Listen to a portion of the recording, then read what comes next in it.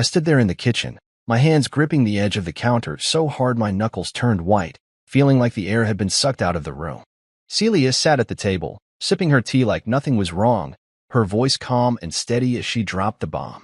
"It's just family at Caleb's graduation," she said, not even looking up from her cup. "It's less awkward if you don't come." Less awkward? For who? I wanted to yell, to flip the table, to demand an explanation, but my throat tightened, and all I could do was stare at her. Then Caleb walked in, his backpack slung over one shoulder, and nodded like it was no big deal. "Yeah, Dad, it's just a ceremony. Don't take it personal." Don't take it personal? How do you not take that personal? I'd been there for every scraped knee, every late-night homework session, every game where I screamed my lungs out from the bleachers. I paid for that damn degree he was about to wave around, and now I wasn't even worth a seat in the back? The words hit me like a freight train, but I didn't let them see it. I've always been good at swallowing the hurt, keeping the peace, being the steady one. Celia kept sipping her tea, her eyes on her phone now, probably texting her sister Myra about some nonsense. Caleb grabbed an apple and headed for the door, muttering something about meeting his girlfriend. And me? I just stood there, the counter cold under my palms, feeling like a ghost in my own house. I'd spent 20 years building this family, pouring everything I had into it, and now they were telling me I didn't belong at one of the biggest moments of my son's life. It wasn't just the graduation, it was the message behind it. I wasn't needed. I wasn't wanted. I didn't argue. I couldn't. My chest felt tight, like someone had wrapped a chain around it and yanked hard, but I kept my face blank. "Okay," I said, my voice low, steady, like I was agreeing to skip a movie night, not being cut out of my own son's milestone. Celia didn't even glance up. Caleb was already halfway out the door.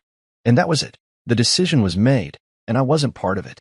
I let go of the counter, my hands shaking a little, and walked upstairs to our bedroom. The house was quiet, too quiet, and every step felt heavier than the last. I pulled my old duffel bag from the closet, the one I used to take on fishing trips with my brother Luis back when life was simpler. I started packing socks, shirts, a pair of shorts, moving on autopilot, not even sure where I was going yet. I sat on the edge of the bed, staring at the bag, and that's when it hit me. I didn't have to stay here.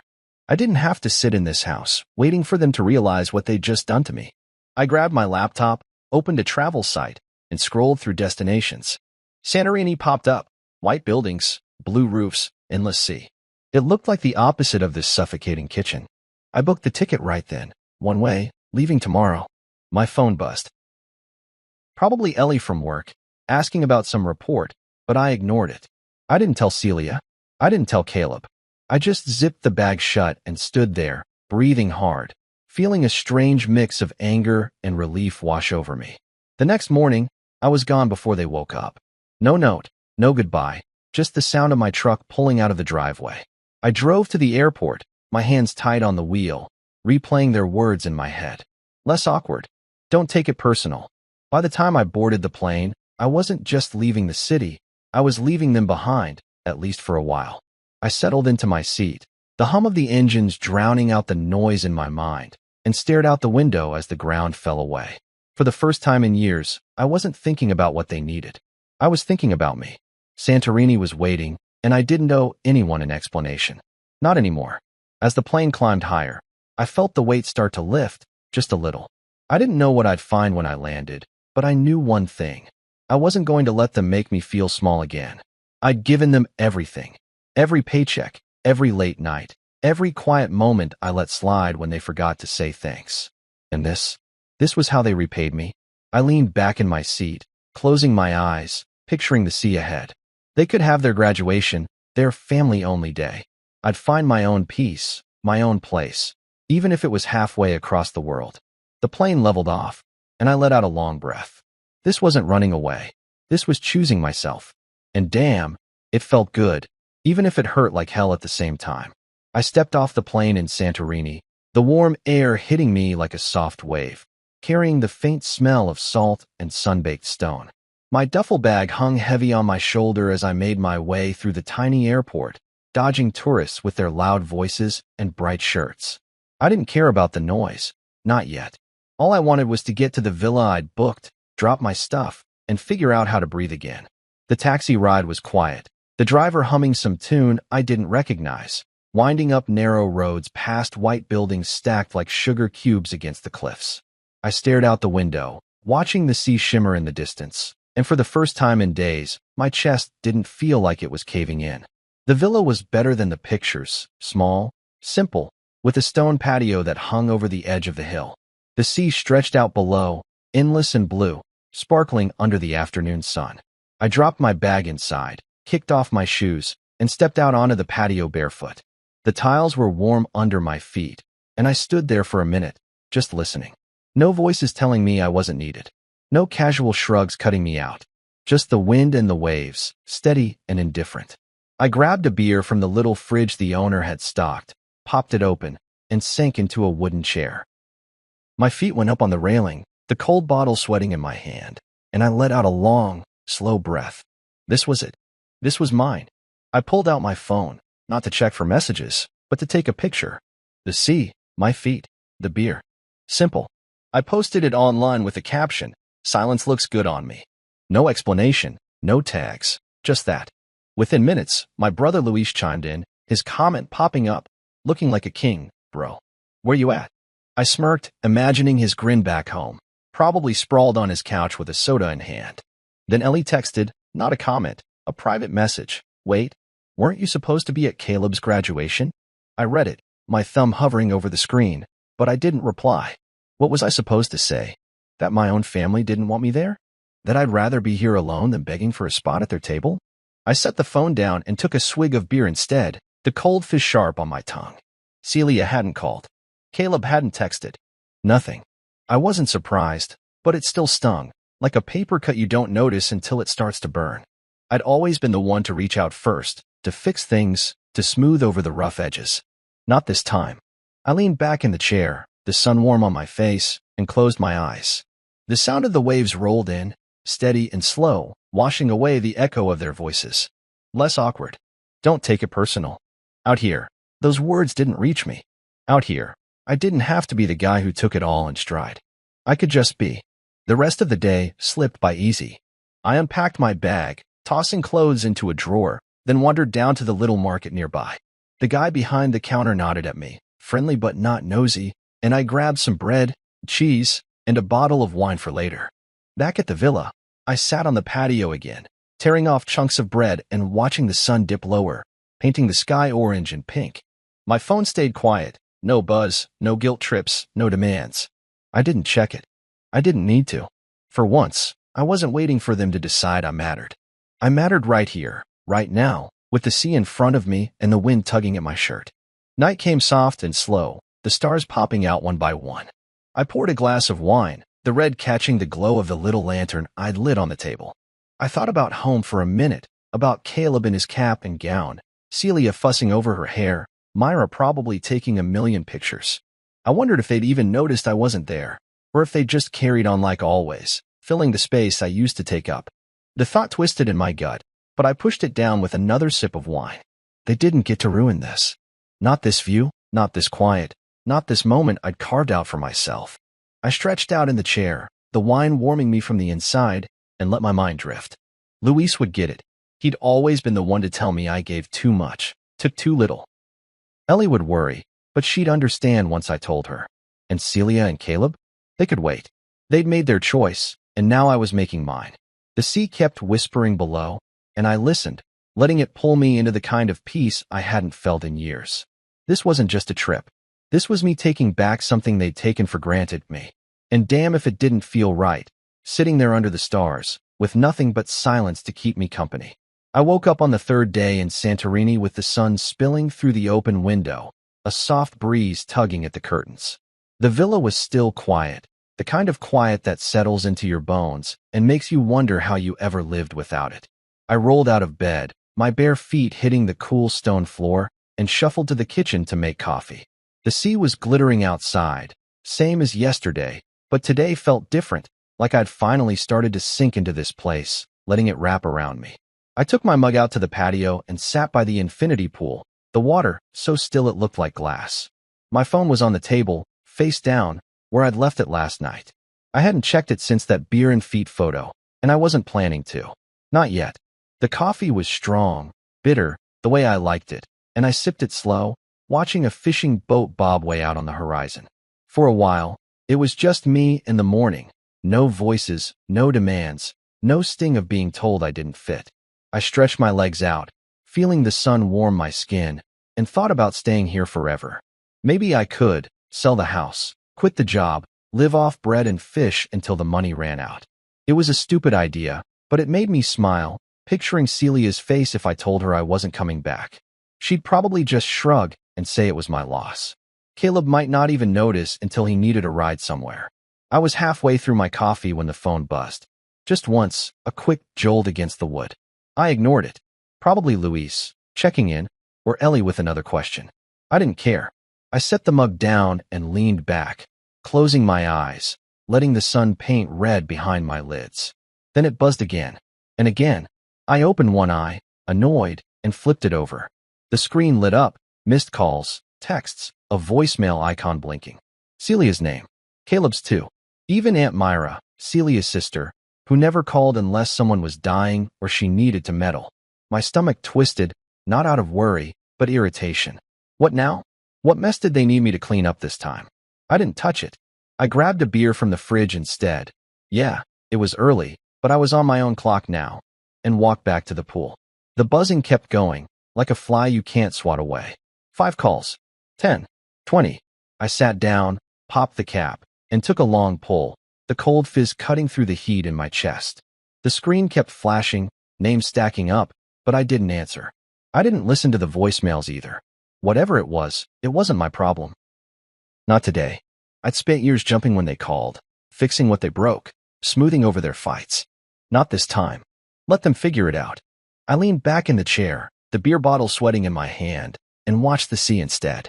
The waves were picking up, rolling in slow and steady, crashing against the rocks below. My phone buzzed again. Celia, probably leaving another message, her voice sharp and clipped like always. I could almost hear it without listening. Malcolm, where are you? This isn't funny. Or Caleb, mumbling some half-baked excuse. Dad, something happened. Call me back. I didn't care. I took another sip, the bottle cool against my lips, and let the sound of the water drown out the noise in my head. By noon, it was a storm. 125 missed calls, the number climbing every time I glanced at the screen. Texts too, piling up like leaves in a gutter. Malcolm, answer me. Dad, please. It's urgent. Call us. Urgent for who? I set the phone down again, harder this time, and walked to the edge of the patio, staring out at the cliffs. The white buildings glowed under the sun, the blue roofs sharp against the sky. It was beautiful, peaceful, everything home wasn't. I didn't owe them anything, not an explanation, not a rescue, not a damn thing. They made it clear I wasn't part of their big day. Why should I run back now? I finished the beer and grabbed another, settling by the pool with my feet dangling in the water. The cold bit at my toes, sharp and real, pulling me back to the moment. The buzzing slowed down eventually, like they'd tired themselves out, but I knew it wasn't over. They'd try again later, louder, angrier. I didn't care. I kicked my feet in the water, watching the ripples spread, and thought about how good it felt to not be needed. For years, I'd been the one holding it all together, paying bills, calming fights, driving Caleb to practice when Celia couldn't be bothered. And what did I get? A casual, don't come over tea and an apple. The sun climbed higher, burning off the last of the morning haze, and I stayed there, beer in hand, letting the day roll over me. I wasn't mad anymore, not like I was in the kitchen, gripping that counter. I was just done. Done waiting, done chasing, done being the guy they only noticed when they needed something. My phone buzzed one more time, Myra again, and I flipped it face down, the screen dark against the table. Whatever was happening back home, it could wait. I had the sea, the sun, and this quiet I'd fought too long to find. They could keep their chaos. I was staying right here. I was sitting on the patio, the sun dipping low over the sea, painting the sky in streaks of orange and gold, when my phone rang again. It had been quiet for a couple hours, the buzzing finally dying down after that morning storm of calls. I'd spent the day by the pool, letting the heat soak into my skin, sipping water now instead of beer, feeling lighter than I had in years.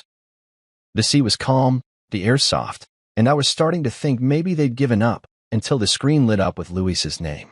My brother. I hesitated, my thumb hovering over the button. Luis wasn't like the others. He wouldn't guilt me or beg me to fix something. He'd just want to talk. I picked up. Yo, Malcolm. His voice came through loud, laughing already, like he'd been waiting to tell me something good. You picked the best week to disappear, bro. I'm telling you, you missed a show. I leaned back in my chair, a grin tugging at my mouth despite myself. Luis had a way of making anything sound like a story worth hearing. What happened? I asked, keeping my tone light, even though part of me braced for the mess I'd dodged. He laughed again, harder this time, and I could picture him wiping his eyes, sprawled on his beat-up couch back home. Caleb's graduation? Total disaster. You're gonna love this. He started spilling it all, his words fast and sharp, like he couldn't wait to get it out. The ceremony went fine, he said. Caleb got his diploma. Celia clapped too loud. Myra took a million blurry pictures. But the real chaos hit at the brunch after, some fancy place Celia picked to show off.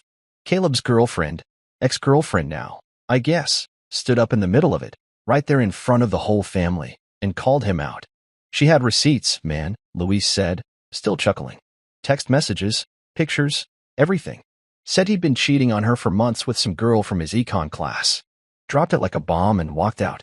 I sat up straighter, the grin fading into something else, shock, maybe, or just disbelief. I could see it in my head, Celia's face going red, her fork frozen halfway to her mouth, trying to laugh it off like it was a joke. Caleb probably turned white, then red, then stormed out, because that's what he does when he's cornered. Luis kept going, painting the scene. Celia tried to play it cool. You know how she is. Oh, young love. These things happen. But everyone was staring. Myra started crying into her napkin, saying something about family unity. And Caleb? He flipped a chair on his way out. Gone. Didn't even take his plate. I let out a low whistle, leaning forward now, my elbows on my knees. A chair, I said, and Luis laughed again. Yeah, man, a chair. It was like a soap opera. I stared out at the sea, the last of the sunlight glinting off the waves, and tried to picture it. Part of me wanted to laugh. Serves them right. After all that family-only nonsense. But part of me just felt tired. Tired for them. Tired of them. And get this, Luis said, his voice dropping like he was saving the best for last. The whole time, they kept looking around, like you were gonna walk in and save the day. Celia even said it. If Malcolm was here, this wouldn't have happened. Can you believe that? I snorted, shaking my head. Yeah, I can believe it.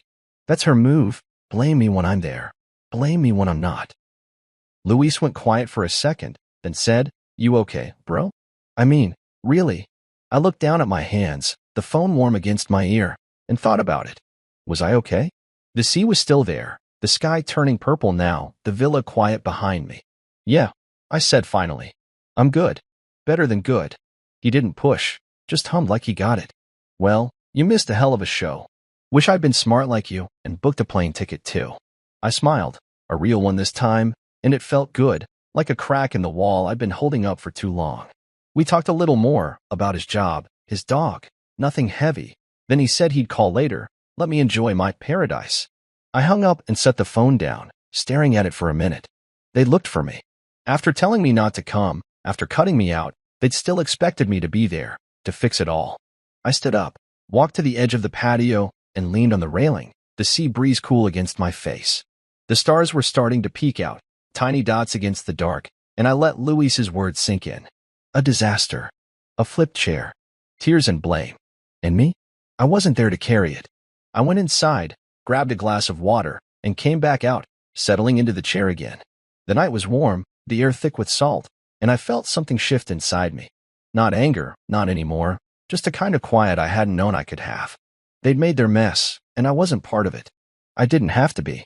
I sipped the water, the glass cold in my hand, and watched the stars brighten. For once, I wasn't the one picking up the pieces. I wasn't the one they could lean on and then push away. I was here, and they were there, and that was fine. More than fine, it was freedom. I woke up late on day 4, the sun already high, sneaking through the shutters and warming the stone floor of the villa. My head felt heavy, not from drinking, just from the weight of yesterday's call with Luis still sitting on me. I rolled out of bed, stretched until my back popped, and shuffled to the kitchen to make coffee. The sea was out there, same as always, shimmering like it didn't care about the mess back home. I didn't either, not really. I took my mug to the patio and sat down, letting the heat of the cup seep into my hands, trying to shake off the picture Luis had painted, chairs flipping, tears falling, and them looking for me like I was some kind of superhero who'd swoop in and fix it all. My phone was still on the table, quiet now, no buzzing to break the peace. I'd left it there after talking to Luis, not bothering to check the missed calls or texts that had piled up. I didn't want to hear Celia's voice, sharp and accusing, or Caleb's mumbled excuses. I sipped my coffee, the bitterness waking me up, and stared out at the water. The villa was mine for a few more days, and I planned to soak up every second of this. Sun, silence, no one needing me to play the good guy. I was halfway through the mug when the phone lit up, a soft ping breaking the quiet. An email. I glanced at it, Celia's name in bold. My stomach tightened, but I didn't open it right away. I finished my coffee first, slow and deliberate, like I was proving something to myself. When I finally tapped the screen, her words were short, cold, classic Celia. You've made your point. Come home. That was it. No sorry, no explanation. Just her telling me what to do like I was a kid who'd stormed off after a tantrum. I read it again, my jaw clenching, and set the phone down hard enough to make the table rattle. Made my point? This wasn't a game, wasn't some petty move to get back at them. I'd left because they'd pushed me out, because I was tired of being the one who took the hit and kept smiling. I stood up, pacing the patio, the tiles warm under my feet, feeling that old anger bubble up, the kind I'd swallowed for years. Then another ping. A text this time from Caleb. Dad, I'm sorry.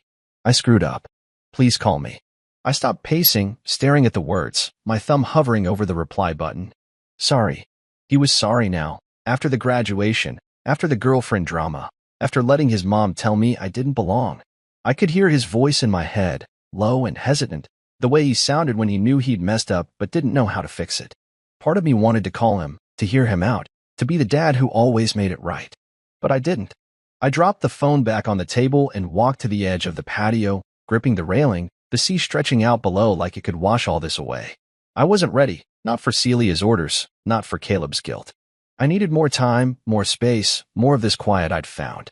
I grabbed my shoes and a bottle of water, deciding to hike instead of sitting here stewing.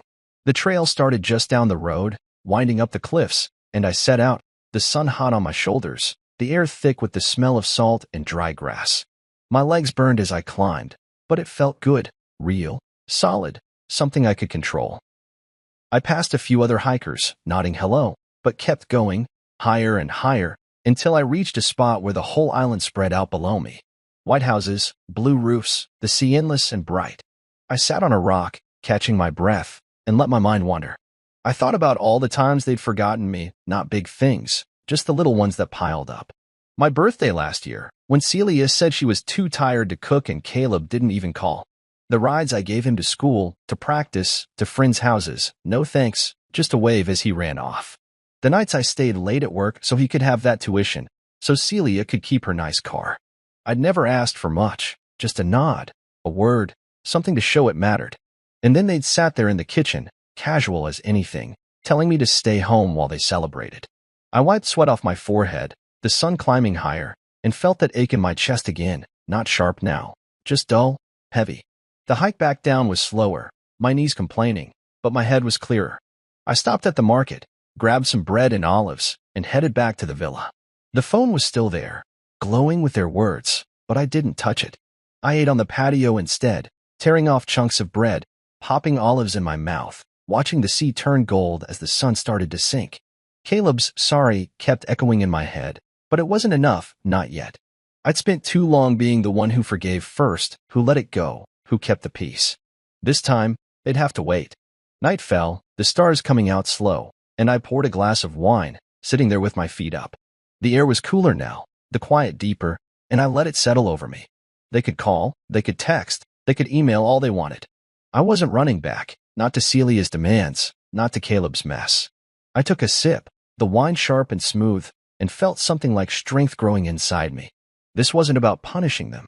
It was about me finally seeing what I was worth. And out here, with the sea and the stars, I was starting to believe it.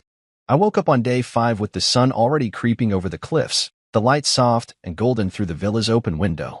My body felt stiff from yesterday's hike, but my mind was calmer, like the sea had smoothed out some of the rough edges overnight. I made coffee, same as always, and took it out to the patio, letting the warmth of the mug settle into my hands. The phone sat there, untouched since Caleb's text and Celia's email, but I didn't look at it. Today wasn't about them. Today, I wanted something different, something new. I finished my coffee, grabbed my sandals, and decided to head down to the black sand beach I'd seen on the map. No plan, just a walk, a change of scenery. The path to the beach was steep, winding through dry shrubs and rocky patches, the air thick with salt as I got closer. My legs ached a little, but I kept going, the sound of waves growing louder until the sand came into view. Dark, almost black, stretching out under the sun. It wasn't crowded, just a few people scattered around, some lounging, some waiting in the shallow water. I kicked off my sandals, the sand hot under my feet, and walked toward the edge, letting the waves lap at my toes. The water was cold, a sharp contrast to the heat, and I stood there for a while, breathing it in, feeling the ground solid beneath me. I was about to sit down, maybe dig out the book I'd stuffed in my pocket, when I noticed her, a woman, maybe late 40s, sitting alone under a striped umbrella a few yards away. She had a notebook in her lap, a pen moving fast across the page, her dark hair tied back loose. Something about her caught my eye, not loud, not flashy, just easy, like she belonged there. I didn't stare, just glanced, but then she looked up, caught me looking, and smiled. Not a big smile, just a quick one, friendly. I nodded back, feeling a little dumb, and turned to the water again, figuring that was it. Beautiful, isn't it? Her voice came a minute later, soft but clear, with a hint of an accent, French, maybe Spanish. I turned, surprised, and saw she'd set her notebook down, leaning forward a bit. Yeah, I said, walking closer, not sure why but not stopping either. Never seen sand like this before. She nodded, patting the sand next to her umbrella. It's volcanic. Sit, if you want. I don't bite. I hesitated, then shrugged and sat, the sand warmed through my shorts. Up close, she had lines around her eyes, the kind that come from laughing or squinting at the sun, and a calmness I hadn't felt in anyone in a long time. Her name was Sabine. She told me half French, half Spanish, a travel writer who'd been bouncing around islands for months. I'm here for the quiet, she said, pouring wine from a small bottle into 2 plastic cups, handing me one without asking. I took it, the red catching the light, and sipped. It was warm, sharp, better than I expected. Me too, I said, and she tilted her head, like she was waiting for more but wouldn't push. I didn't give her the whole story, not yet. Just said I was taking a break from home, from family. She nodded, like she got it, and told me about her own kids, grown now, scattered across Europe. They don't need me much anymore, she said, smiling a little sad. So I need myself instead. We talked for hours, the sun climbing higher, then dipping low. She told me about hiking in Mallorca, getting lost in Crete, the time she slept on a beach in Portugal because she missed her ferry. I laughed, really laughed, the kind that shakes you loose, and told her about fishing with Luis, the time we capsized the boat and had to swim back swearing the whole way. I didn't mention Celia or Caleb, and she didn't ask about the calls I kept ignoring, the phone silent in my pocket. It was easy with her, no pressure, no weight, like she saw me without needing me to explain. We ate olives from a little jar she'd brought, passing them back and forth, the salt sharp on my tongue. The beach emptied out as the afternoon faded, just us and a few stragglers left. She asked if I'd ever traveled alone before, and I said no, not like this. It's freedom, she said, leaning back on her elbows, the sunset turning her face gold. But it's heavy too, at first. I nodded, feeling that heaviness still in me, but lighter now, like I was shedding it piece by piece. Yeah, I said. I'm getting used to it. The sun sank below the water, the sky going purple, and we sat there, quiet now, just watching. My phone buzzed once, probably them again, but I didn't check. Sabine didn't notice, or didn't care, and I liked that. She didn't need me to be anything but here, sitting with her, sharing wine and stories. For once, I wasn't the husband who'd failed, the dad who'd been pushed out. I was just Malcolm, a guy on a beach, and she saw me, really saw me, without me having to beg for it. When it got dark, she packed up her notebook, said she'd be around tomorrow if I wanted to talk more. I said I might, and she smiled that quick smile again, then walked off toward the path. I stayed a little longer, the waves loud in the dark, feeling something warm settle in my chest. Not love, not anything big, just a moment where I wasn't invisible. And damn, it felt good. I woke up on day 6 with the sun already high, the villa quiet except for the faint hum of cicadas outside. My head was still buzzing from yesterday, Sabine, the beach, that easy way she'd made me feel seen without even trying. I rolled out of bed, my feet hitting the cool floor, and made coffee, letting the smell pull me awake. The sea was out there, shimmering like always, but today I didn't rush to the patio. I stayed inside, leaning against the counter, sipping slow, thinking about how different it felt to talk to someone who didn't need anything from me. No guilt, no fixes, just words and wine and the sound of waves. My phone was on the table where I'd left it, the screen dark but heavy with everything I hadn't faced yet. I'd ignored it all yesterday, texts, calls, that email from Celia, but I knew it was there, waiting. I finished my coffee, set the mug in the sink, and finally picked it up. The missed calls had slowed, but the voicemails kept stacking up. I scrolled through, seeing Celia's name, Caleb's, Myra's, even one from Luis I hadn't answered. I didn't want to listen, not really, but something pulled at me, curiosity, maybe, or just the old habit of checking in. I tapped Celia's latest one, dated last night, and hit play. Her voice came through sharp, the way it always did when she was mad but trying to sound calm. Malcolm, if you were there, Caleb wouldn't have snapped like that. We needed you, and you just left. This has gone on long enough. The message cut off, abrupt, like she'd hung up before she could say more. I stood there, staring at the phone, my jaw tight, feeling that familiar twist in my gut. Needed me? They needed me when it fell apart, but not when it mattered. Not when they told me to stay home. Not when they picked who got to sit at that table. I deleted the voicemail, my thumb pressing harder than it needed to, and tossed the phone back on the table. I walked out to the patio, the sun warm on my face, and leaned on the railing, looking down at the sea. Needed me. The words kept circling, digging in. For years, I'd been the one they leaned on. The steady hand, the quiet fixer, the guy who didn't ask for much but gave everything. I'd driven Caleb to school when he missed the bus, sat through Celia's rants about her sister, paid bills late so they could have what they wanted. I'd been the backdrop to their lives, there but not really seen, holding it all together while they moved on without me. And now, when it all went wrong, it was my fault for not being there to catch them. I grabbed a chair, dragged it to the edge of the patio, and sat down hard, my hands clenched in my lap. The sea rolled in below, steady and slow, and I let my mind run back through it all. The times I'd stayed silent when Celia snapped at me, telling myself it wasn't worth the fight. The nights I'd waited up for Caleb, only to get a text saying he was crashing at a friend's. The way they'd looked right through me in that kitchen, like I was just part of the furniture, not a man who'd built this family with his own hands. I'd thought that was my job, to be there, to take it, to keep things smooth. But what did I get? A casual "don't come," and a voicemail blaming me for their mess. I stood up, pacing now, the tiles hot under my feet. The anger was there, but it wasn't loud. Not like it had been when I'd packed my bag and left. It was quieter, deeper, mixed with something else, clarity, maybe. It wasn't my absence that broke them. It was their neglect of me when I was there. They'd taken me for granted, assumed I'd always be around to pick up the pieces, and now that I wasn't, they didn't know what to do. I stopped pacing, leaning on the railing again, and let out a long breath. The sea kept moving, indifferent, and I felt a weight lift, just a little, but enough. I went inside, grabbed the bottle of wine Sabine had left me, a spare she'd pressed into my hand with a grin, and poured a glass. The red glowed in the sunlight streaming through the window, and I took it back to the patio, settling into the chair. I deleted Celia's voicemail from my mind too, sipping slow, letting the taste ground me. She could blame me all she wanted. Caleb could sulk. Myra could cry into her phone. It didn't change the truth. I wasn't their crutch anymore. I'd spent too long being the backdrop, the shadow they only noticed when the lights went out. Not now. The wine was smooth, warm in my chest, and I watched the stars start to peek out, one by one. Sabine's words from yesterday floated back. Freedom, heavy at first, but worth it. She was right. This wasn't about them anymore. It was about me, about seeing myself the way she'd seen me yesterday, just a guy, not a fix, not a failure. I finished the glass, set it down, and leaned back, the night settling over me. No regret, no second guessing. They'd figure it out, or they wouldn't. Either way, I was done waiting in the wings.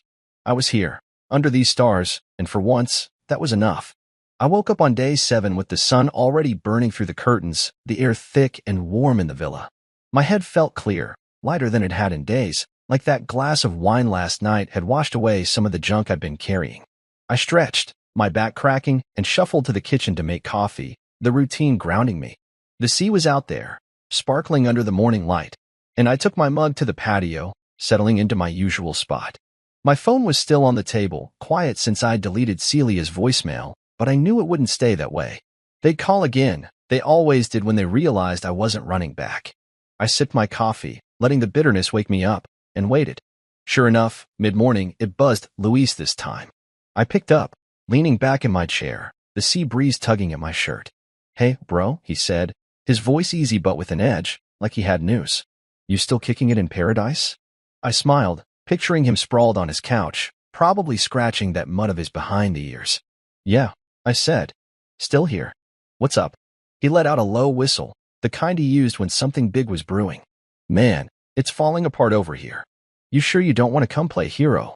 I snorted, setting my mug down. "Pretty sure. Tell me." He laid it out, piece by piece, like he was reading a script. Caleb hadn't gone home after the graduation mess, been crashing at a friend's place, dodging Celia's calls, blaming everyone for what went down. "Kid's a wreck," Luis said. "Keep saying it's his fault, then her fault, then your fault for not being there to stop it." I rolled my eyes, staring out at the water. "My fault. Of course." Luis kept going. Celia had packed a bag and moved in with Myra, saying she needed space from the house from the drama. "She's been calling you nonstop, you know," he said. "Thinks you're punishing her." I didn't say anything, just let the words sit, heavy but not surprising. Then he dropped the last bit. Myra had left me a voicemail too, one I hadn't listened to yet. "She's all weepy," Luis said, mimicking her high-pitched whine. "Malcolm, you were always the balance. We need you back. Like you're some glue holding their crazy together." I laughed, short and sharp, shaking my head. The balance. Funny how they only saw that now, after telling me to stay away. Luis went quiet for a second, then asked, "You good, man? I mean, really?" I looked out at the sea, the waves rolling in slow, and nodded, even though he couldn't see it. "Yeah," I said. "I'm good. Let him crack." We talked a little more, about his job, the dog, how he'd dodged Myra's calls too, then hung up. I set the phone down and stood, stretching my arms over my head, feeling the sun on my skin. Cracks in the castle, huh? Caleb sulking, Celia running, Myra crying. It was their mess, not mine. I wasn't their glue, their balance, their fix. I'd been that for too long, patching up their fights, swallowing their slights, keeping it all steady while they took it for granted. Not anymore. I grabbed my sandals and decided to head out, find some food, clear my head, let the island pull me back to the present. I walked down to a little taverna near the cliffs, the smell of grilled fish and garlic hitting me as I stepped inside. The guy behind the counter nodded, friendly but not pushy, and I ordered fish and a glass of red wine, settling at a table outside. The food came fast, crisp, hot, the fish flaky under my fork, and I ate slow, savoring it, the wine sharp on my tongue.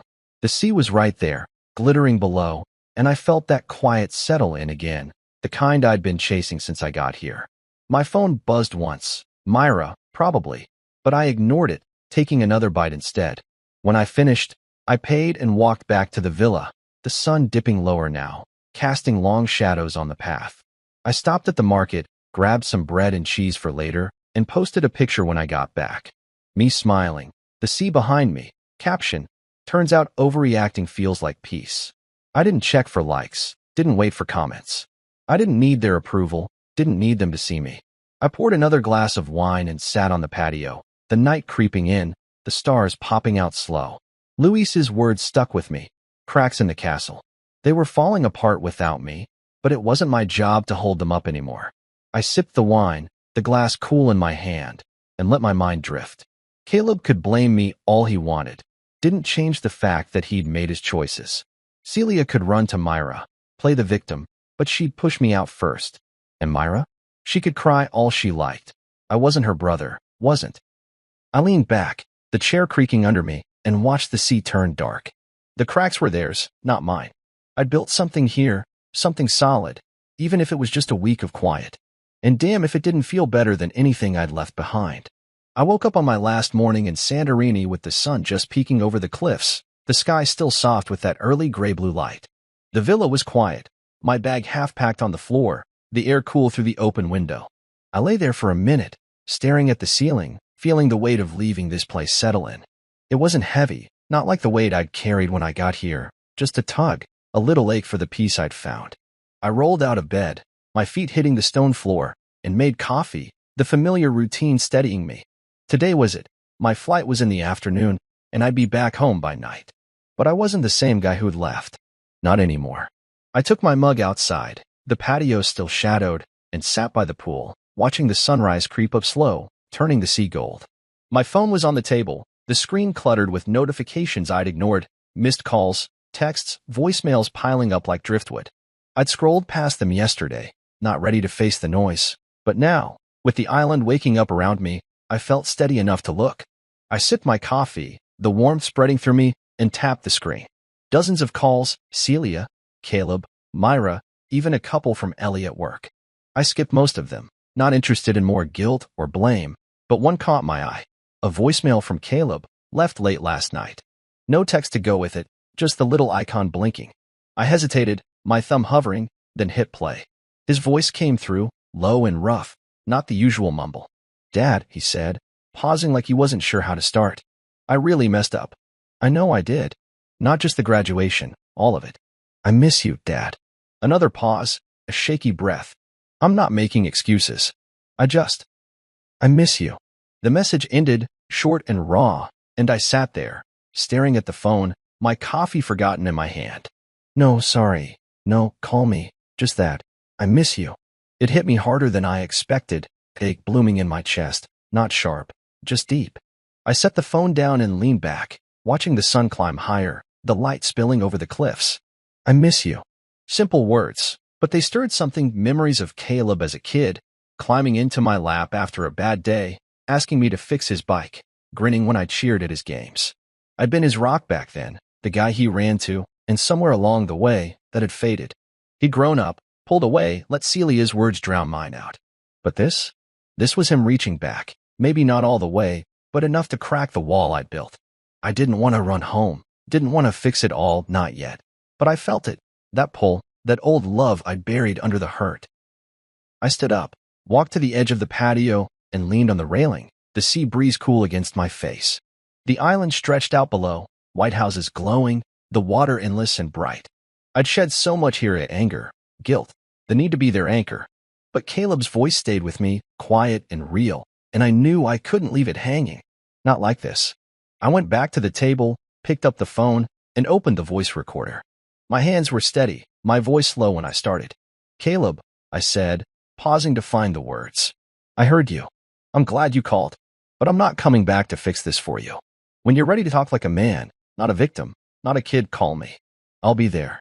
I stopped, hit send, and powered off the phone, the screen going dark. I finished my coffee, the mug cold now, and started packing the rest of my stuff, shirts, sandals, the little jar of olives Sabine had left me. The villa felt smaller now, like it was letting me go, and I moved slow, folding clothes, zipping the bag shut. I took one last walk around the patio, the sun warm on my shoulders, and stood at the edge, breathing it in. This place had given me something: clarity, strength, a chance to see myself without them defining me. Caleb's call didn't change that. It just reminded me there was still something worth saving, if he'd meet me halfway. I grabbed my bag, locked the villa, and headed to the taxi waiting down the road. The driver nodded, tossing my duffel in the back, and we wound through the cliffs toward the airport. I watched the sea fade behind me, the white buildings shrinking, and felt lighter than I had in years. Not free, not completely. There was still home, still them, but lighter. I'd left a piece of myself here, the part that waited, that begged to be seen. What I was taking back was different, stronger, sure, mine. The airport was small, busy with tourists, and I checked in, settled into a chair by the gate, my bag at my feet. My phone stayed off, tucked away. Caleb might call again, might not. Celia might show up at the house, might not. But I wasn't waiting anymore. I'd said what I needed to, given him the door to walk through if he was ready. The plane boarded, and I took my seat, the hum of the engine steady as we climbed. Santorini fell away below, a speck of white and blue, and I closed my eyes, letting it go. Whatever came next, I'd face it on my terms. I stepped off the plane late that night, the air cool and sharp after Santorini's warmth. My duffel bag slung over my shoulder as I shuffled through the airport. The hum of people, tired voices, rolling suitcases felt louder than I remembered, but I kept my head down, moving steady toward the parking lot where I'd left my truck. It was still there, dusty but waiting, and I tossed my bag in the back, sliding into the driver's seat. The engine rumbled to life, familiar and rough, and I pulled out, the city lights blurring past as I headed home. I didn't know what I'd find there. Celia, Caleb, an empty house, but for once, I wasn't bracing for it. I was just driving. The house came into view after 20 minutes, dark and quiet, no lights in the windows. I parked, grabbed my bag, and walked up the steps, the key cold in my hand. The door creaked open, and I stepped inside, flipping the switch. The living room glowed soft under the bulb. Same couch, same TV, but it felt different, emptier. Celia's stuff was gone, her throw pillows, that ugly vase she loved, the shoes always piled by the door. No note, no mess, just silence. I stood there, letting it sink in, and realized it didn't hit me like I thought it would. It felt clean, like the air after a storm. She'd left, and I was okay with it. I dropped my bag by the stairs and walked through the house, checking rooms out of habit. The kitchen was bare, no dishes in the sink, no tea bags on the counter. Caleb's room was the same, bed unmade, but his backpack and clothes were missing. He hadn't been here either, still crashing somewhere else, I guessed. I didn't feel the urge to call him, to check.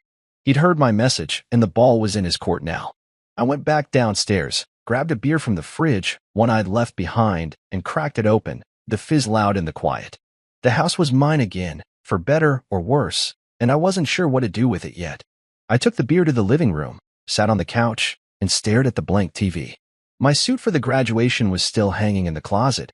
I bought it months ago, black and crisp, thinking I'd stand proud when Caleb walked the stage. I didn't need it now. I got up, pulled it out, and ran my hand over the fabric. It felt heavy, like a promise I'd made to myself that they'd broken. I didn't want it sitting there, a reminder of what didn't happen. I folded it into a box, added the tie, and set it by the door. Donation, maybe, or trash. Either way, it wasn't mine anymore. The next morning, I woke up slow, the house still quiet, the sun filtering through the blinds. I made coffee, strong and black, and drank it at the kitchen table, feeling the space around me. It wasn't lonely, not yet, just different. I pulled out my phone, powered it on for the first time since Santorini, and watched the notifications roll in. Text from Ellie, asking if I was back. A couple from Luis, checking in. Nothing from Celia, nothing from Caleb. I texted Ellie I was home, told Luis I'd call later, and left it at that. I didn't dig through the old stuff, didn't listen to voicemails. I was done chasing their voices. I needed something to do, something mine, so I looked up a hiking club online, local, weekends, nothing fancy. I signed up, no hesitation, picturing trails and fresh air, a way to keep moving. Back in Santorini, I'd felt alive on those cliffs, and I wanted that here too. I spent the day cleaning, wiping counters, tossing old junk, making the house feel less like theirs and more like mine. By evening, I was tired, my hands gritty, but it felt good, like I was carving out a space I'd lost somewhere along the way. That night, I cooked dinner, steak, simple, seared in a pan with salt and pepper. I lit a candle, one Celia had left behind, and set it on the table, the flame flickering soft. I ate alone, the steak hot and juicy, the beer cold in my hand, and didn't mind the quiet. It wasn't empty, it was full, full of me. I didn't need their noise, their chaos, to feel whole. I finished, washed the plate, and sat back on the couch, the candle still burning low. The house creaked, settling, and I let my mind drift, not to them, but to what came next. Caleb might call, might show up with that look in his eyes, ready to talk like I'd asked. I'd listen if he did, but I wouldn't beg for it. Celia might come back, might not. I didn't care either way. She'd made her choice, and I'd made mine. I wasn't waiting anymore, wasn't holding my breath for them to see me. Santorini had shown me I didn't need to. I'd been the backdrop too long, fading into their story, but now I was the whole damn thing, front and center. No apologies. I blew out the candle, the smoke curling up, and headed to bed, the stairs creaking under my feet.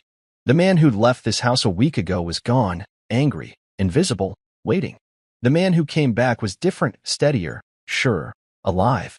I climbed into bed, the sheets cool, and closed my eyes, the quiet wrapping around me. Whatever came tomorrow, I'd face it as me, not their shadow. And that was enough.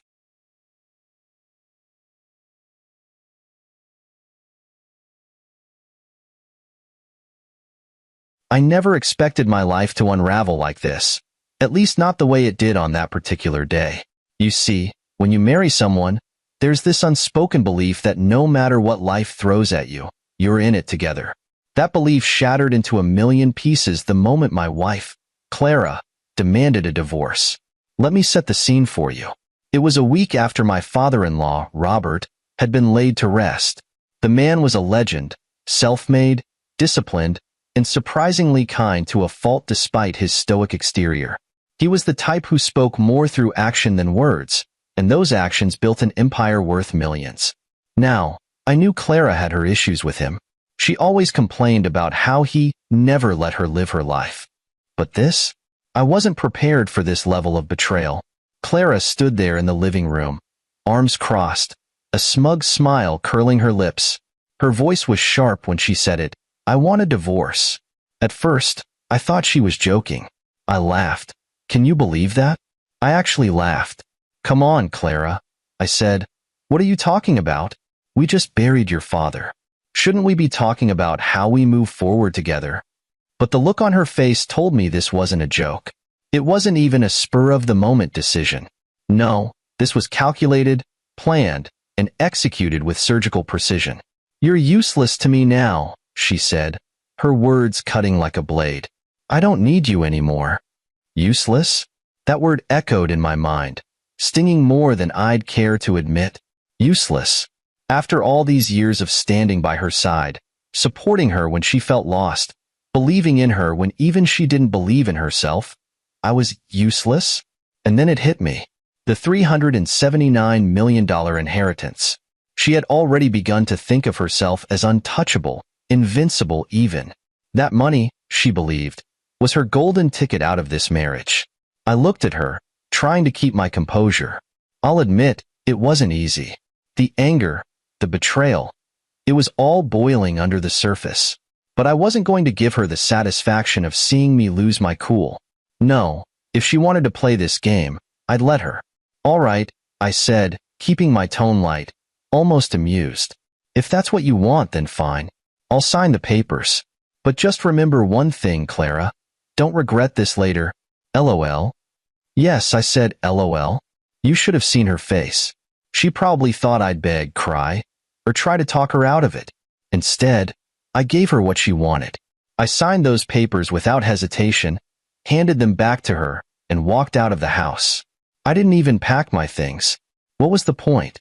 Clara had made it abundantly clear where I stood in her world.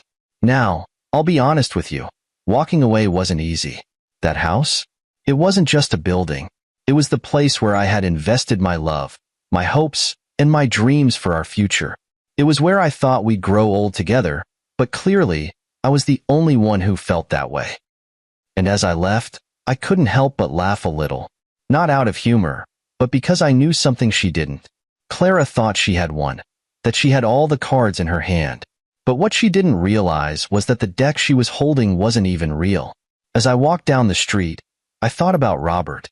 The man had always been a step ahead of everyone, and I had a feeling this time wouldn't be any different. There was no way he'd hand over $379 million to someone as reckless and entitled as Clara without putting safeguards in place.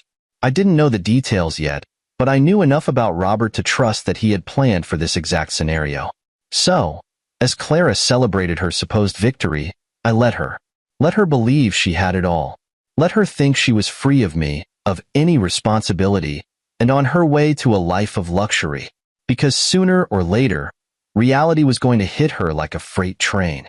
And when it did, I wasn't going to be there to pick up the pieces. No, this time, Clara was on her own. You'd think by now I'd have seen the cracks in the foundation of my marriage. But no, hindsight is a cruel teacher, isn't it? Looking back, I realized the signs were always there. Little moments, subtle words, fleeting expressions that hinted at who Clara really was. I just didn't want to see it. Let me take you back to the beginning. When Clara and I first met, she had this charm, a magnetism that could draw anyone in. She was witty, elegant, and had a spark in her eyes that made you feel like the luckiest man alive if you caught her attention. And I fell for it, hook, line, and sinker. At the time, I was doing well for myself. I wasn't wealthy by any means, but I was comfortable. I had a solid job, a modest home, and a steady routine. Clara, on the other hand, was floundering. She was 30, unemployed, and still living off the occasional allowance her father sent her way. She tried a few things: freelance writing, some vague consulting work, even a short stint as a boutique manager, but nothing ever stuck. When we started dating, I didn't see her lack of ambition as a red flag. If anything, I saw it as an opportunity to support her, to help her find her footing. She had potential, I told myself. She just needed someone to believe in her. And for a while, it seemed like I was right. Clara was sweet, attentive, and seemed genuinely interested in building a life together. But there was one constant shadow in her life: her father, Robert. Robert was the polar opposite of Clara. He was disciplined, pragmatic, and incredibly successful. He had built his wealth from scratch, often working 16-hour days and making sacrifices Clara couldn't even begin to comprehend. And boy, did she resent him for it. "He never cared about me," she'd say, bitterness dripping from her words. "All he ever cared about was his stupid businesses." Even when I was a kid, it was always, "Clara, be responsible. Clara, work hard. Clara, save your money." Like I'm some kind of investment instead of his daughter. I didn't know how to respond to that. From where I stood, Robert seemed like a good man. He might have been strict, but he cared. He sent her money when she needed it, gave her advice, even if she didn't want it, and made sure she was always taken care of. But Clara only saw it as control, and she hated him for it. Despite her complaints, Robert was a looming presence in our relationship. He had this way of making you feel both impressed and intimidated. The few times we met, he was polite, even warm, but I could tell he was sizing me up, evaluating whether I was good enough for his daughter. "Take care of her," he told me once. "She needs stability." I promised him I would. I meant it too. But I don't think even Robert knew how deep Clara's entitlement ran. After we got married, it became clear that Clara had no interest in contributing to our life together. I worked long hours to pay the bills while she spent her days shopping, meeting friends for lunch, and scrolling through social media. Every now and then, she'd talk about getting a job or starting a project, but nothing ever came of it. At first, I brushed it off. She's adjusting, I told myself.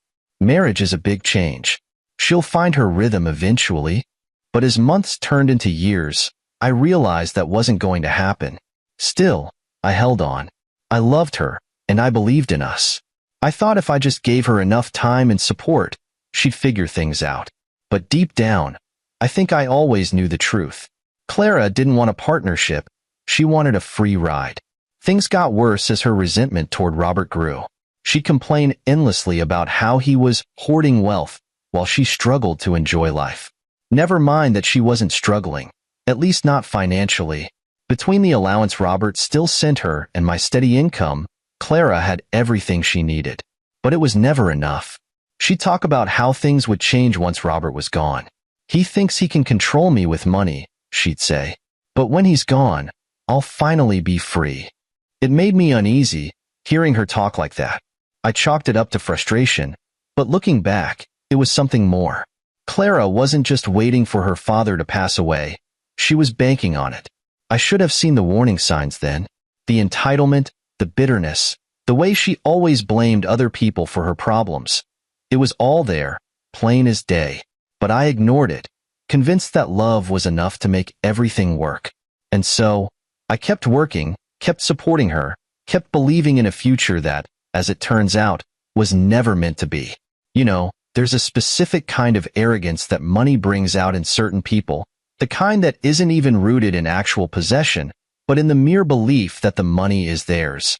That was Clara after Robert's funeral. She acted like she'd already won the lottery, and in her mind, I was just the extra baggage she needed to unload before starting her real life. The change in her demeanor was instant. I mean, we were barely back from the funeral when Clara started planning her lavish future. It wasn't grief that filled the room those days. It was entitlement, pure and simple. She'd walk around the house with this air of self-importance, already talking about renovations, new cars, and vacations. "Once the estate clears, I'm hiring an interior designer," she said one evening, scrolling through photos of luxury villas on her phone. This house has so much potential, don't you think? The irony wasn't lost on me. This was the same woman who spent years complaining about how small and boring our house was.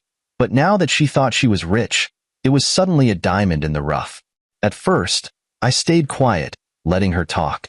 Maybe it was morbid curiosity, watching her weave these elaborate dreams without a single clue about what was actually waiting for her. She'd flip through catalogs, muttering about marble countertops and crystal chandeliers, all while completely ignoring the fact that our marriage was falling apart right in front of her. And then it happened.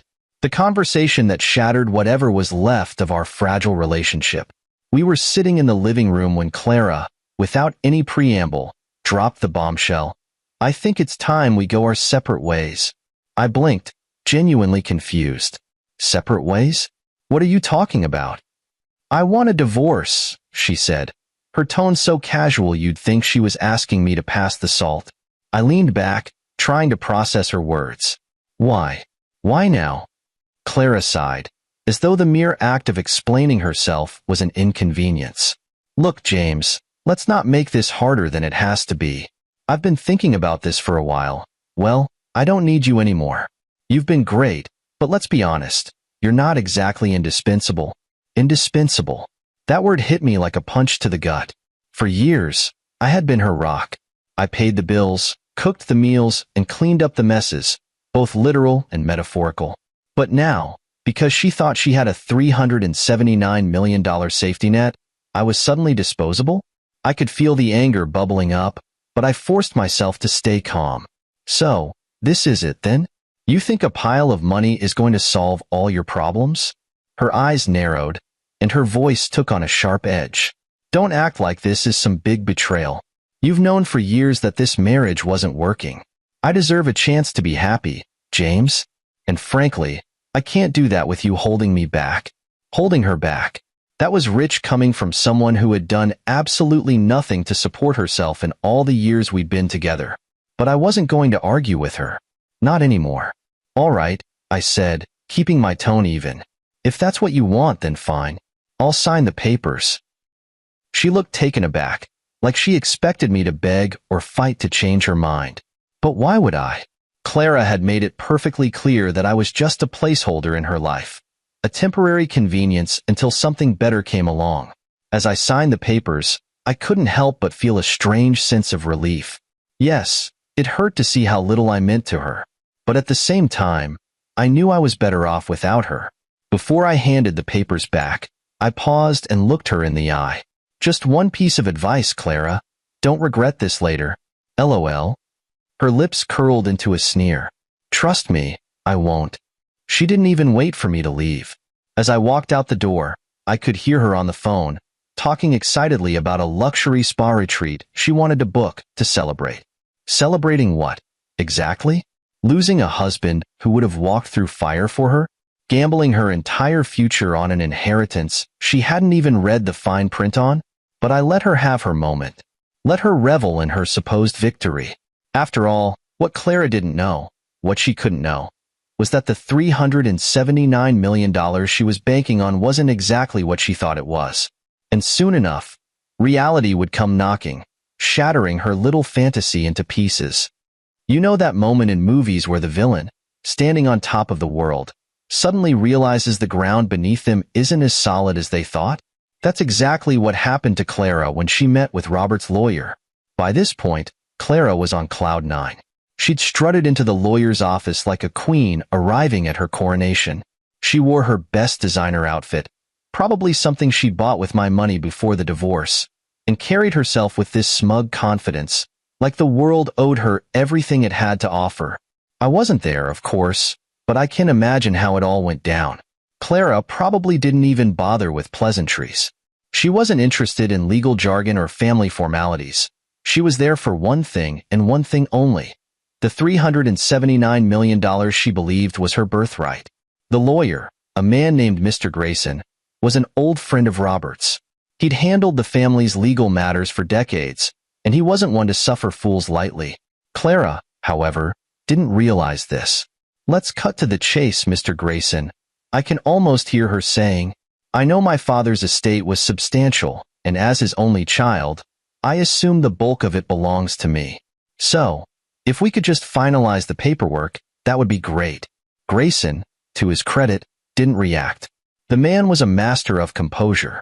Instead, he handed Clara a copy of the will. "Have you read this document thoroughly, Mrs. Emerson?" he asked. Clara waved a dismissive hand. "I glanced at it. My father's estate is worth $379 million, correct? That's all I need to know." That's when it happened. Grayson chuckled. Not a polite chuckle, mind you. This was the kind of laughter you'd expect from someone who knows a secret that's about to change your life forever. Clara froze. "What's so funny?" she demanded, her voice tinged with irritation. Grayson leaned back in his chair, his eyes twinkling with a mix of amusement and pity. "Mrs. Emerson, I suggest you take a closer look at the terms of the will. The estate is indeed worth $379 million, but there are conditions." Conditions? Clara's confidence began to waver. "Yes," Grayson said, opening the will to a specific page. "Your father, as you know, was a meticulous man. He believed in hard work and responsibility. As such, he outlined a series of requirements that must be met before you can access the full inheritance." "What kind of requirements?" Clara asked, her voice rising. Grayson explained calmly, as though he'd done this countless times before. "To access the funds, you must meet the following conditions: secure full-time employment, complete a financial management course, and maintain both for a minimum of 5 years. Only then will the trust be fully unlocked." Clara's face must have drained of all color at that moment. "You're joking," she said. "That's ridiculous. I'm his daughter. I shouldn't have to earn what's rightfully mine." Grayson didn't flinch. "Your father was quite clear on this matter. He believed it was important for you to develop the skills necessary to manage such a large sum of money. He wanted to ensure you wouldn't squander it." The room must have gone silent then, save for Clara's shallow breathing. All her grand plans, renovations, vacations, luxury cars, were slipping through her fingers like sand. "And what if I don't meet these conditions?" she asked, desperation creeping into her voice. Grayson closed the will with a quiet thud. "If you fail to meet the conditions within 5 years, the trust will be dissolved, and the entire estate will be donated to charity." "Charity?" Clara practically screamed. "You're telling me I could lose everything?" Grayson nodded. "That's correct." Clara was stunned. This wasn't how it was supposed to go. In her mind, the inheritance was hers, no strings attached. The idea that she'd have to work for it, after years of avoiding any real responsibility, was unthinkable. But the final blow was yet to come. Grayson leaned forward, his expression softening just slightly. "There's one more thing," he said. "Your father also allocated a portion of the estate, 20%, to be exact, to James." If Clara was pale before, she was now as white as a sheet. "James? My ex-husband? Why would he get anything?" "Your father appreciated James' care and respect, particularly during his final years," Grayson explained. "He believed James demonstrated the values he hoped to see in you." Clara couldn't speak. She had come into that office expecting to leave as a millionaire, only to find herself saddled with a to-do list and a fraction of what she thought she deserved. As for James, well, that's me. I wasn't surprised when Grayson called to let me know about the 20%. I thanked him and told him to give Clara my regards. After all, I warned her not to regret this later. I have to admit, when I got the call from Mr. Grayson, Robert's lawyer, I already had a pretty good idea of what had happened in his office. I could practically hear Clara's screeches through the phone line, even though I wasn't there. But hearing Grayson lay it all out for me, piece by piece, was satisfying. Not because I enjoy seeing people suffer, okay, maybe a little, but because it was the ultimate validation. Everything Robert had said, everything Clara had ignored, was coming back to bite her. Let's rewind for a moment. Robert wasn't just a businessman. He was a strategist. The man didn't leave anything to chance, especially not his $379 million estate. He once told me over a cup of coffee, "James, money is like fire. It can warm you if you respect it, or it can burn you if you don't." I didn't realize then how much weight those words carried. Now, Clara? She treated money like it was her birthright, not something she had to earn or respect. She assumed her inheritance was a golden parachute that would whisk her away to a life of luxury without effort. And that's where Robert's brilliance shone through. He didn't just leave her $379 million. He left her a challenge, and a brutal one at that. Grayson explained the details to me during our call. "Your ex-wife didn't read the will, did she?" he asked, amusement dripping from his tone. "Not a chance," I replied. "She probably skimmed the first page and assumed she hit the jackpot." Grayson chuckled. "Well, she's in for a rude awakening. The trust fund is locked until she meets the conditions outlined by your father-in-law. Full-time employment, financial management training, and maintaining both for 5 years." I let out a low whistle. 5 years? That's going to feel like 5 decades for Clara. "Exactly," Grayson said. Robert believed that wealth without discipline is a recipe for disaster. He wanted her to understand the value of hard work and responsibility before gaining access to such a significant amount of money. It was genius, really. Robert knew his daughter better than anyone, and he'd crafted a plan that would either force her to grow up or ensure his money went somewhere it could do real good, charity. But Grayson wasn't done. "There's one more thing you should know," he said. "Oh? What's that?" "Robert left you a portion of the estate as well. 20%, to be exact." I almost dropped the phone. 20%? Are you serious?" "Quite serious. Robert valued the respect and care you showed him, especially in his final years. He wanted to ensure you were recognized for that." I didn't know what to say. On one hand, I was grateful. On the other, I couldn't help but feel a pang of guilt. This wasn't my money, it was Robert's legacy. But then again, he'd made his wishes clear, and I wasn't about to argue with a dead man's wisdom. As I processed this information, my mind wandered to Clara. She must have been losing her mind.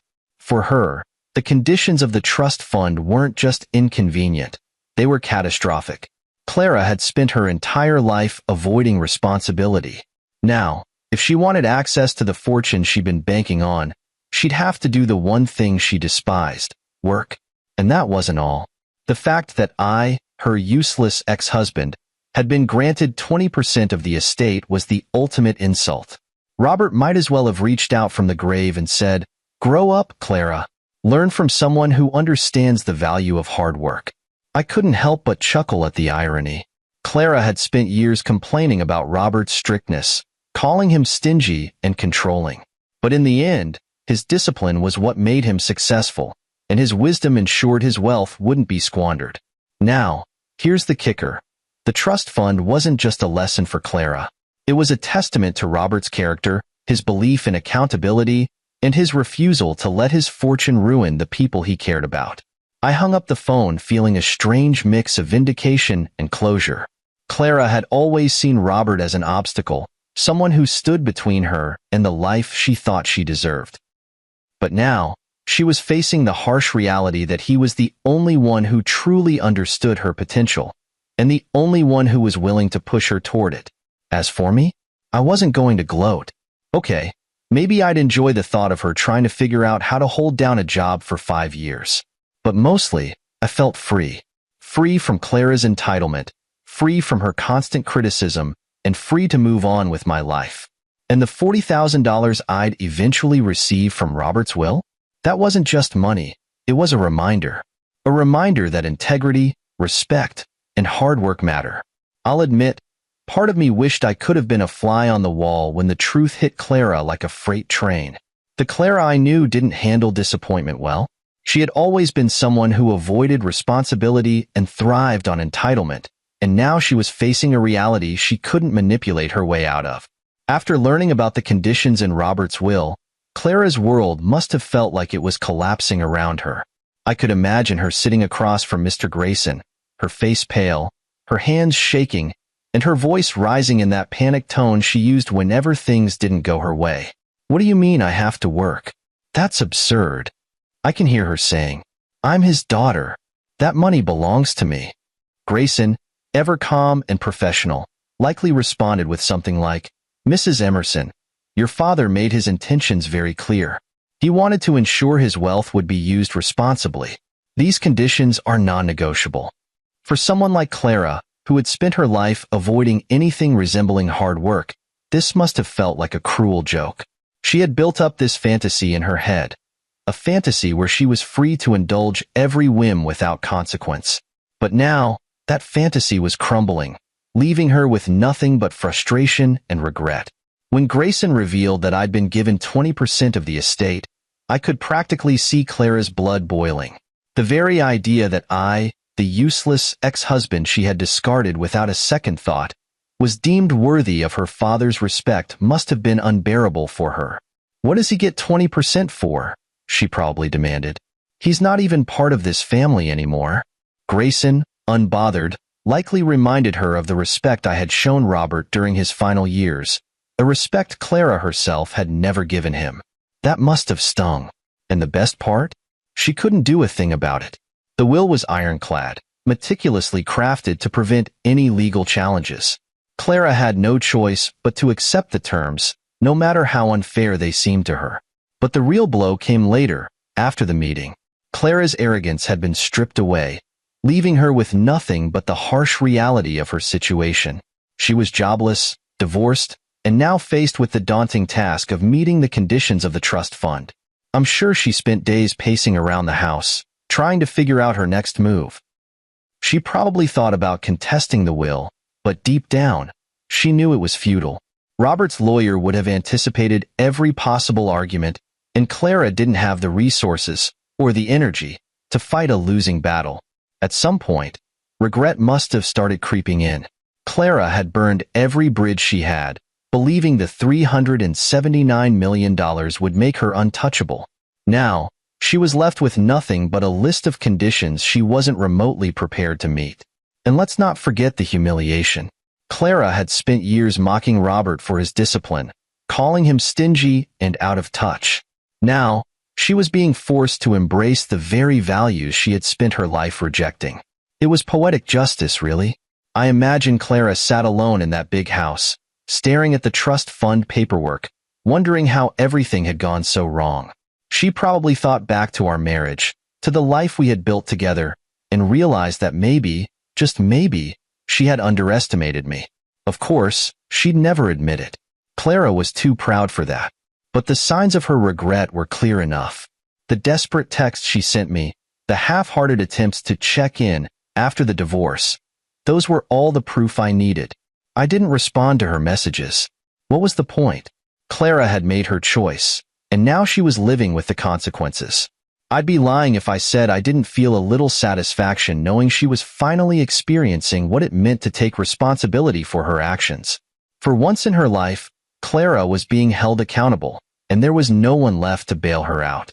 Meanwhile, I was moving forward, free from Clara's entitlement, free from her constant complaints, and free to rebuild my life on my own terms. As for Clara, I have no doubt she's still struggling to come to terms with her new reality. Maybe she's trying to find a job. Maybe she's taking the financial management course her father required. Or maybe she's just sitting in that house, wallowing in regret and wondering how she let it all slip through her fingers. Whatever she's doing, one thing is certain. She'll never forget the day her fantasies came crashing down, leaving her with nothing but the bitter taste of regret. You know, looking back, the strangest thing is how come I felt. I just walked out of a marriage that had been falling apart for years, left behind a house filled with empty promises, and now I was hearing that my ex-wife, Clara, had pretty much detonated her entire future. And yet, I wasn't angry or bitter. I was relieved. The truth is, the divorce wasn't just an ending. It was a beginning. For the first time in years, I wasn't weighed down by Clara's entitlement, her constant complaints, or her ever-growing list of unrealistic expectations. I was free to focus on myself, on what I wanted, without having to clean up someone else's mess. But let's rewind a bit. After I heard from Mr. Grayson about the will, I couldn't help but reflect on everything that had led up to this point. Robert, my late father-in-law, had always been a man of discipline and principle. He didn't throw money around or indulge in unnecessary luxuries, and while Clara saw that as stinginess, I saw it as wisdom. Robert once told me, "James, people who inherit wealth without earning it never respect it. It's like handing them fire. They'll either let it go out or burn themselves with it. At the time, I thought he was just making conversation, but now I realized he had been preparing me for this very moment. Clara, on the other hand, had spent her life chasing the illusion of wealth without ever understanding its value. She thought money would solve all her problems, but she didn't realize that money without purpose is nothing more than numbers in a bank account. The irony wasn't lost on me. Clara had mocked me for years, calling me boring and unambitious because I believed in working hard and living within my means. And yet, here I was, holding steady, while she was flailing in the aftermath of her own arrogance. I wasn't gloating, okay, maybe I was a little, but mostly, I felt validated. All the years I spent trying to support Clara, to encourage her to take responsibility for her life, weren't wasted after all. Robert had seen what I saw in her, and he'd put safeguards in place to make sure his legacy wasn't squandered. And then there was the 20% inheritance Robert left me. At first, I didn't know how to feel about it. Part of me thought I didn't deserve it. After all, it was Robert's money, not mine. But another part of me realized it wasn't just about the money. It was about the respect Robert had for me, for the way I treated him and his values. That inheritance wasn't just a financial gift, it was a recognition of the bond we had shared. I decided to use the money wisely. I wasn't going to blow it on flashy cars or expensive vacations. Instead, I invested it in my future. I put some of it into my savings, used a portion to start my own business, and donated a chunk to a charity Robert had supported in his lifetime. It felt like the right thing to do, like a way to honor his memory. As for Clara, well, I heard bits and pieces about her life through mutual acquaintances. She wasn't doing great, to put it mildly. The conditions of the trust fund were proving to be more than she could handle. She tried to find a job, but quickly realized that a lifetime of avoiding responsibility doesn't exactly prepare you for the workforce. From what I heard, she took the financial management course her father required, but even that was a struggle. Clara had never been one for discipline, and trying to force herself into a structured environment was like trying to fit a square peg into a round hole. And yet, I couldn't bring myself to feel sorry for her. She'd made her choices, and now she was living with the consequences. The same arrogance that had driven her to demand a divorce was now the very thing holding her back. Meanwhile, I was thriving. Free from Clara's constant negativity, I found myself with a renewed sense of purpose. My career took off, my business began to grow, and I even reconnected with old friends who drifted away during the chaos of my marriage. For the first time in years, I felt like myself again. And you know what the best part was? The quiet. No more arguments, no more passive-aggressive comments, no more walking on eggshells to avoid triggering one of Clara's tantrums. Just peace. Occasionally, I'd think about Robert and the lessons he'd taught me, not just through his words, but through his actions. He'd shown me the importance of discipline, integrity, and respect, and those lessons had become the foundation of my new life.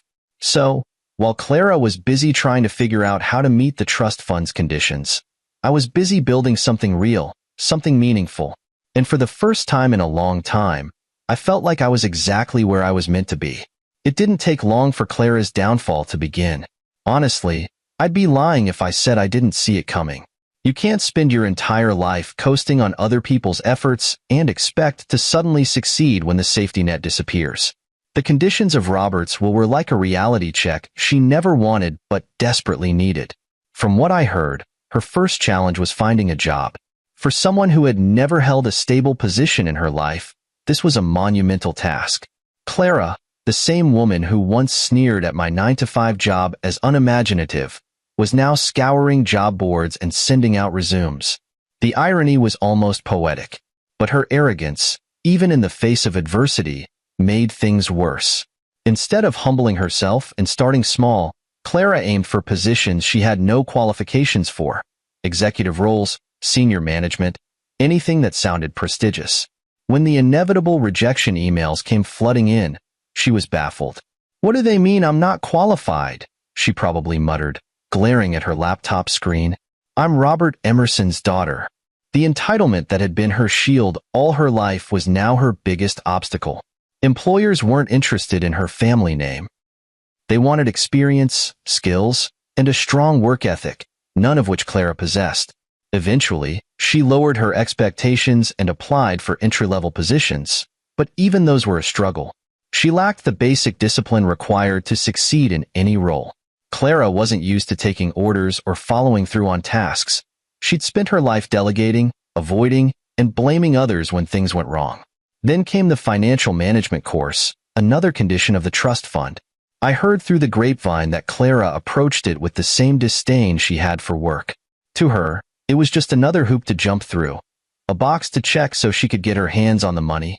But the course wasn't just about showing up. It required effort, focus, and an understanding of concepts she had no interest in learning. She failed the first module, and the second, and the third. Each failure chipped away at the confidence she had once worn like armor. For the first time, Clara was facing a world that didn't bend to her will, and it was breaking her. Her lifestyle began to crumble, too. Without access to the $379 million she thought was hers, Clara had to rely on what little money she had left. The expensive spa treatments, shopping sprees, and fancy dinners that once defined her life were replaced with budgeting apps and meal prep. She even sold off a few of her designer handbags to make ends meet. I can't imagine how humiliating that must have been for her. Clara, the self-proclaimed queen of luxury, reduced to clipping coupons and shopping in discount stores. But the worst part, from what I understand, was the isolation. Clara had burned so many bridges in her pursuit of wealth and independence that when things started falling apart, she had no one to turn to. Her so-called friends, the ones who had cheered her on when she divorced me, vanished the moment her money ran out. It's funny how quickly people disappear when you're no longer useful to them. Clara learned that the hard way. Meanwhile, the clock was ticking. The trust fund conditions gave her 5 years to secure a job, complete the financial course, and maintain both consistently. But each failure, each misstep, made the goal seem further and further out of reach. I heard she tried to contest the will at one point, claiming the conditions were unfair. Of course, the case didn't go anywhere. Robert had been meticulous in crafting the will, and there was no legal loophole for Clara to exploit. She was stuck, and she knew it. Every now and then, I'd hear snippets about her from mutual acquaintances. "She's struggling," they'd say. "She's not doing well." I never asked for details. I didn't need to. Clara's downfall wasn't something I wanted to gloat over. It was just a natural consequence of the choices she had made. Still, there was a part of me that hoped she'd learn something from all this.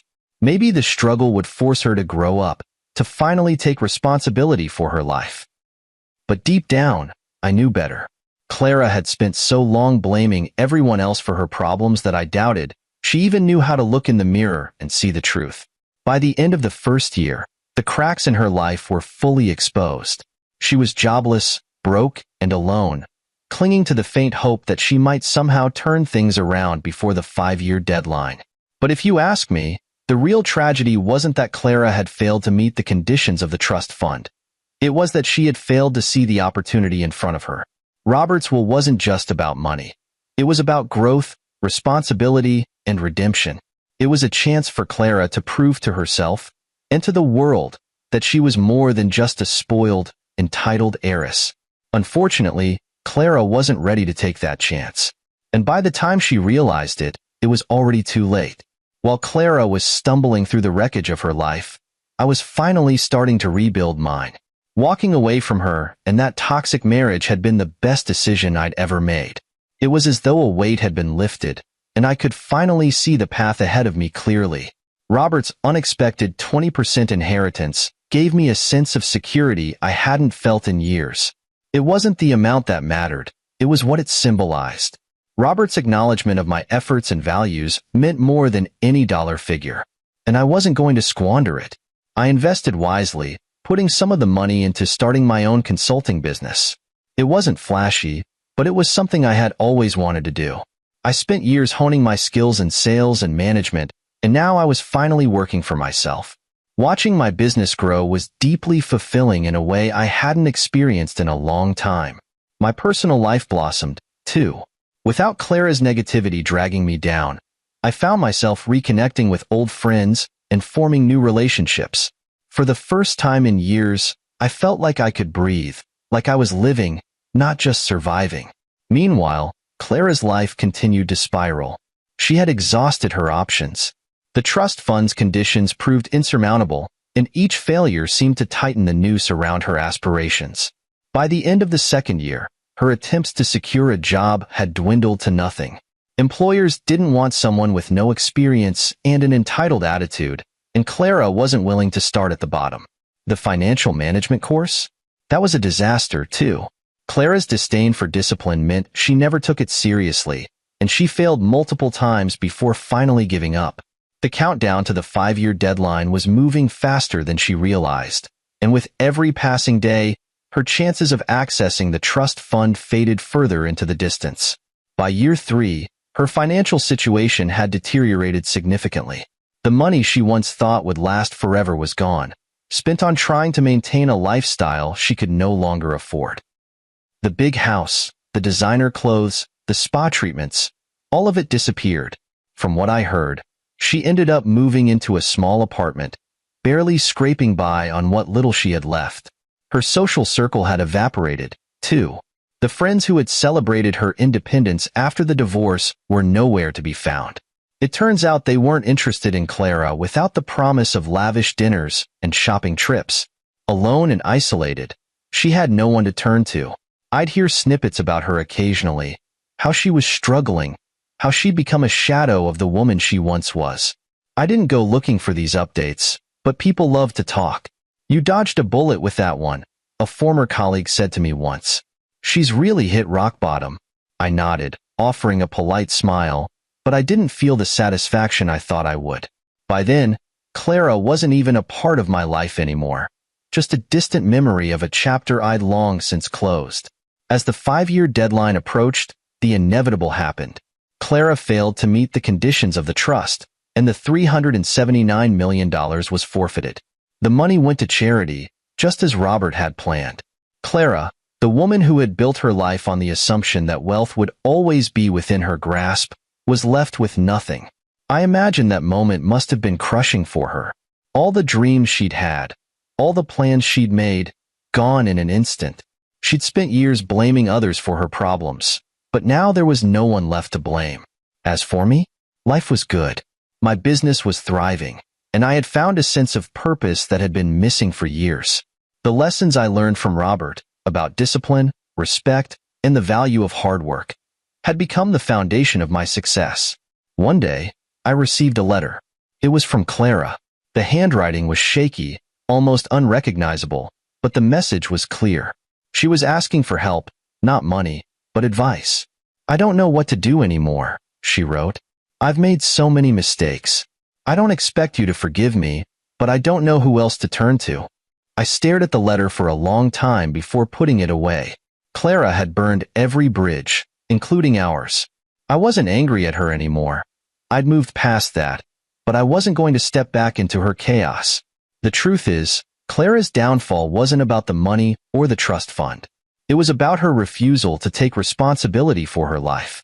She had every opportunity to grow, to change, to build something meaningful, but she chose to cling to her entitlement instead. And me? I chose to move forward. I rented a modest condo, invested my inheritance wisely, and focused on building a life I could be proud of. The $40,000 I received from Robert's estate remains untouched in my account, a reminder of the man who taught me that wealth is meaningless without integrity.